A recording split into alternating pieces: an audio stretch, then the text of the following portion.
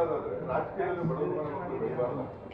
ಪ್ರತಾಪ್ ಸಿಂಹ ಅವರು 6 ವರ್ಷಗಳ ಕಾಲ ಅಭಿವೃದ್ಧಿ ಕೆಲಸಗಳನ್ನ ಮಾಡಿ ಟಿಕೆಟ್ ಅದರ ಟಿಕೆಟ್ ನ ತಪ್ಪಿಸಿ ನೀವು ಟಿಕೆಟ್ ಮಾಡಿದ್ರಿ. ಬಡವರ ಮನೆ ಮಕ್ಕಳು ಬೆಳಿಬಾರದು. ನಾನು ಟಿಕೆಟ್ ತಗೊಂಡಿಲ್ಲ, ಪಕ್ಷ ತೀರ್ಮಾನ ಮಾಡಿ ಬೆಳಿಬೇಕು. ಯಾರು ಹೇಳಿದ್ದಾರೆ ಬೆಳಿಬಾರ್ದು ಅಂತ?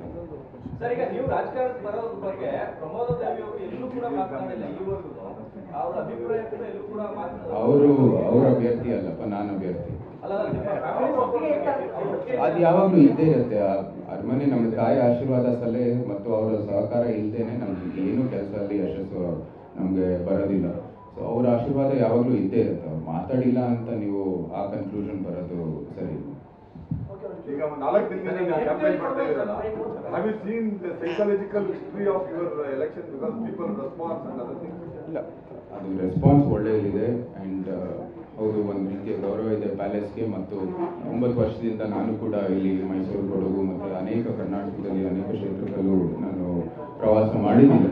ಅದೆಲ್ಲನೂ ಆ ಒಂದು ಗೌರವ ಯಾವಾಗಲೂ ಇದ್ದೇ ಇರುತ್ತೆ ಮತ್ತು ಒಂದು ಒಳ್ಳೆ ರೆಸ್ಪಾನ್ಸ್ ಇದೆ.